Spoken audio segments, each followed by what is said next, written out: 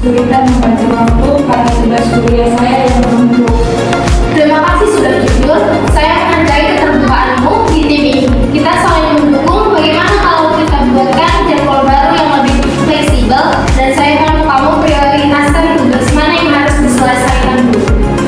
Itu akan sangat membantu sekali, Bu. Saya siap memperbaiki dan meningkatkan hasil kerja saya. Bagus, saya yakin kamu bisa. Jangan ragu minta bantuan jika butuh masukan.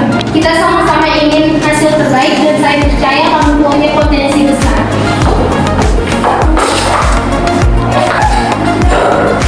Selamat datang kepada seluruh anggota yang baru organisasi kita yang luar biasa.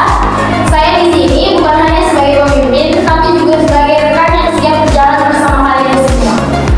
Visi kita adalah menjadi organisasi pelopor yang membangun generasi muda yang berintegrasi, inovatif, dan peduli terhadap masyarakat.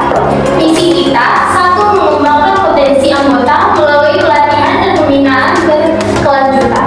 Kedua, membangun budaya kerjasama, etika, kepemimpinan yang positif. Tiga, melaksanakan program nyata yang berdampak bagi lingkungan sosial dan pendidikan. Saya tahu bergabung dalam organisasi baru kadang bisa terasa menantang, tetapi ingat, kalian semua adalah bagian penting dari perubahan. Disinilah tempat kalian untuk tumbuh, belajar, dan berkontribusi. Tahun lalu organisasi kita sukses mengadakan kelas mengajar sukarela di daerah pelosok selama 3 bulan. Ini adalah bukti bahwa visi kita bukan hanya slogan, tapi aksi nyata.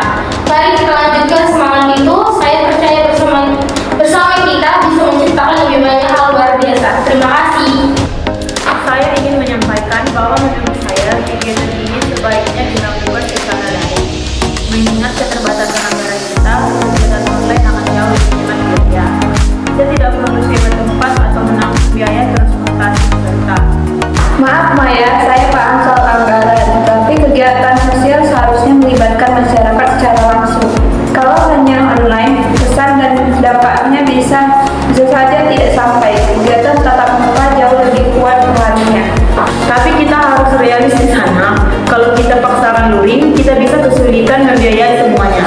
Saya khawatir kualitas kegiatan justru menurun karena dana terbagi ke hal-hal teknis. Saya tidak bilang kita memaksakan, tapi kalau kita hanya mengandalkan daring, apa kita benar-benar hadir untuk masyarakat? Bukankah inti dari program sosial adalah keterlibatan langsung? Saya tidak menolak makna kegiatan sosial, tapi kita juga punya keterbatasan. Kegiatan daring tetap bisa berdampak kalau dirancang dengan baik. Banyak organisasi lain